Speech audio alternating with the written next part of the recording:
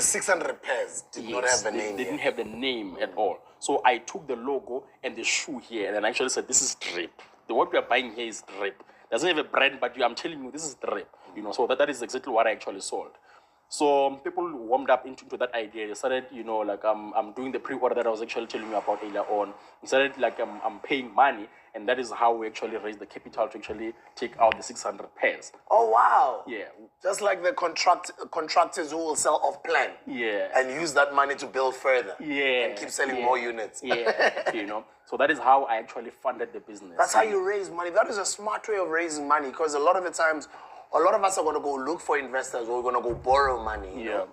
Yeah. So as soon as it trended, I had to go to the factory and say, guys, this is what I'm doing on social media. That my then husband was not working. He was unemployed, as I've said. So I was the one who was funding the businesses. So we did multiple businesses. We were selling eggs, we were selling chickens, we did a shisanyama, and I was funding those. So I would go to work, come home, and then assist, and eventually we ventured into a sneaker brand.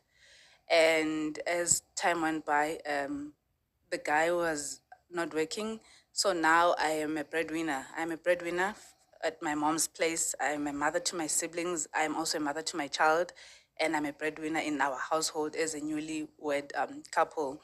And now I had financial strain to a point where we had to move into my mom's house.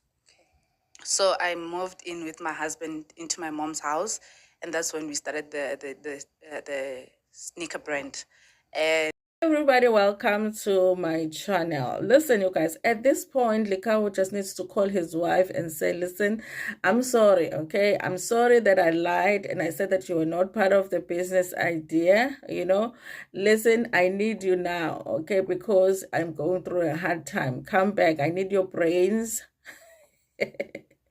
Because the stories that they told as far as how the business was formed were so different. Because when he tells the story, he says that he was the one that started the business. He was the one that came up with how to fund the business.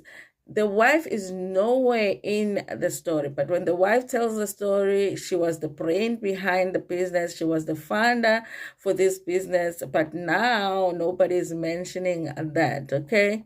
But now, you guys, they're going through a hard time. I think this is like a fourth story I'm reading where they're talking about how Drip is being kicked out of a mall or shopping mall because they haven't been paying their rent. Okay, that is like the biggest issue that they are having. Okay, it's not nice to read about these black-owned businesses not doing so well. Okay, somebody said that sometimes a person can be so good at coming up with business idea or inventing things, but the fact that you are good at coming up with a good business idea does not mean that you are good at running the business. Sometimes some people can just come up with ideas, but they need to get someone else to run the business. And maybe this is an issue here, because what the hell is happening with Drip? So this is a story that comes from the Sunday World, and it says Drip Footwear and its owner Lekau have vacated their shop in Cape Town after falling behind with rent, and the property owner is suing them. According to V&A Waterfront Holdings, which owns the popular waterfront mall from which Drip Footwear and Sehoana have been applying their trade, Drip have also left the shop untied. But guys, I mean, would it have costed them much to just clean up a place? Okay. Waterfront filed papers in Johannesburg High Court last week demanding that Sehoana and his company, who owns South Africa's most popular sneaker Drip, say it pay it 1.1 million rand in unpaid rent or be blacklisted. Okay. The court papers the Sunday World has seen Waterfront Holdings stated that it entered into a lease agreement with Drip in Centurion on or around December 23, 2021. Alternatively, January 1st, 2022, and in Cape Town. to rent a shop at Victoria Wharf V&A waterfront. Drip also rented a storeroom in Victoria Wharf for a period of 3 years, commencing on September the 1st, 2021 and ending in July 31st, 2024. According to the agreement, Drip and Sehoana undertook to pay the entity an amount of 750 per square meter for the shop and 200 rand per square meter for the storeroom. Those amounts excluded tax. They also agreed to pay the turnover rental at the rate of 10% of the annually monthly operating cost at 150 rands per square meter. Okay. They were also required to pay a sewage for 12 rand 30 per square meter per month, plus any increases imposed by the relevant authority. Drip and Sehoana also agreed to contribute a marketing fund equal to 5% of the fixed monthly rental and utility charges for electricity, gas, and refuse. They were also expected to pay a deposit of 237,400 rands to secure the retail space. They agreed to pay all the rentals and other amount due by Drip in advance on or before the first day of each month and without any deductions or set-offs.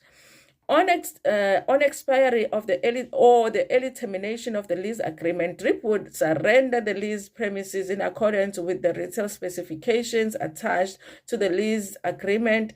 The court paper stated, any unpaid debts due and payable by the first defendant shall bear interest at the nominal rate or prime rate plus 10% compounded monthly. The first defendant agreed to pay the plaintiff's legal cost on an attorney and on client scale should the first defendant be in breach of the lease agreement. Waterfront Holdings said that Drip repeatedly breached the lease agreement when it defaulted on rental payments and is now more than R1 million in arrears. The company stated that due to Drip's continuous breach of the terms of the lease agreement, it issued a rent interdict summons out of the Cape Town Magistrate Court. Waterfront reported that it has received a judgment. A warrant of execution has been issued to recover the judgment amount. Waterfront Holdings stated that as a result, it auctioned off Drip's assets but only raised 940,000 rands. Waterfront Holdings stated that because Sehoana signed as Drip's surety on May 12, 2021, he was liable for the debt payment. The entity said it pleaded with Drip and Sehoana to remit payment of the amount owed, but its pleas fell on deaf ears. The first defendant has failed, refused, or neglected to make payment or rentals and other charges in the amount of R1 million, read the court. Okay, so basically they owe over R1 million, right? Just over R1 million, okay?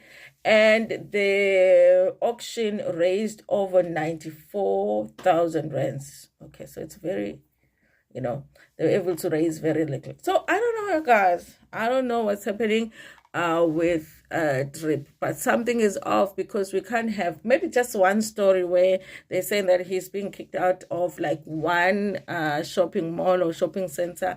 Maybe we can say maybe it's not true, but it's like every other Sunday there's a story about Drip being kicked out of a business space because they haven't paid rent. Running a business is expensive, you guys. And I feel like having a shop at a shopping mall is so expensive. It's so much money that you have to pay. So in order for you to have your shop at a mall, you must be doing very, very well, for you to be able to afford to pay the rent. Anyway, you guys, tell me what you think about this in the comment section, okay? Do you think he needs to bring back the wife to help him? But I was also thinking, you guys, because when the wife was being interviewed, she was talking a lot about how she was the brain behind the business idea and all of that. But also with her having separated from him, she was struggling. So I also wasn't understanding, okay, I believe your story, but there's something that is off about the fact that since he's left, you are not able to pick yourself up now and just do something else to make money for yourself. You can't pay your own rent too. Like, you know what I mean? So there's something that's just off about both their stories. And I don't know, you guys. I don't know. Okay. Anyway, thank you so much for watching this video. Please like it before Pumegona. Share it with your friends, with your family, and even with strangers. Nginethanda kakhulu.